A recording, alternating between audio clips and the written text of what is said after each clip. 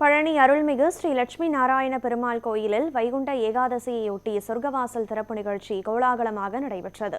இதுகுறித்த கூடுதல் விவரங்களை நமது செய்தியாளர் ஹரிஹரசுதன் வழங்க கேட்கலாம். வணக்கம் ஹரிஹரசுதன். அங்கு பழனி ஸ்ரீ லட்சுமி நாராயண பெருமாள் கோயிலில் வைகுண்ட ஏகாதசியை முன்னிட்டு இந்த சொர்க்கவாசல் திறப்பு எத்தனை மணி அளவில் நடைபெற்றது? பக்தர்களினுடைய பக்தி முழக்கங்கள் எப்படி கோயிலில் எதிரொலித்தது? விரிவான விவரம். கனகதாரா மார்கழி மாதம் வைகுண்ட ஏகாதசியை முன்னிட்டு தமிழகம் முழுவதும் உள்ள வைணவ திருக்கோயில்களில் இன்று சொர்க்க வாக்கு எனப்படும் பரமபத வாக்கு திறக்கப்பட்டது. இதன்படி பழனி அருள்மிகு தண்டாயுதபாணி சுவாமி கோவிலின் உபகோயிலாக விளங்கும் ஸ்ரீ லட்சுமி நாராயண பெருமாள் திருக்கோவிலில் இன்று அதிகாலை 4 மணி அளவில் சொர்க்க வாசல் எனப்படும் பரமபத வாசல் திறக்கப்பட்டது.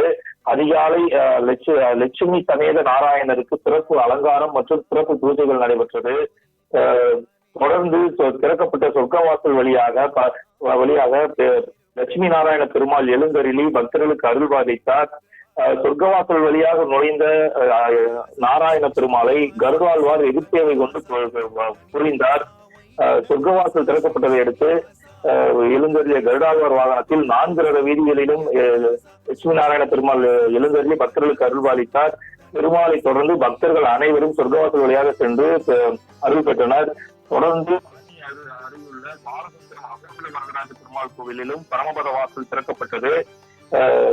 2 கோவில்களிலும் நடைபெற்ற சொர்க்கவாசல் திறப்பு விழாவில் ஏராளமான பக்தர்கள் தொடர்ந்து பங்குபெற்று வழிபட்டனர். ராப்பத்து என 10 நாட்களுக்கு சொர்க்கவாசல் திறந்திருக்கும் எனவும் திருக்கோவில் நிர்வாகம் அறிவித்துள்ளது. கனகதாரா,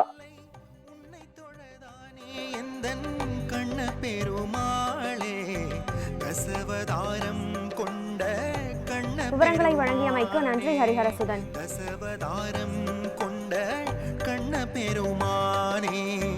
வானுயர மேவி நின்று வாமனாய் காட்சி தந்து எந்தன் குறை தீர்த்து வைத்தாய் கண்ண பெருமானே. உன்னில் வாழும் உயிராய் நானும் கண்ண பெருமானே.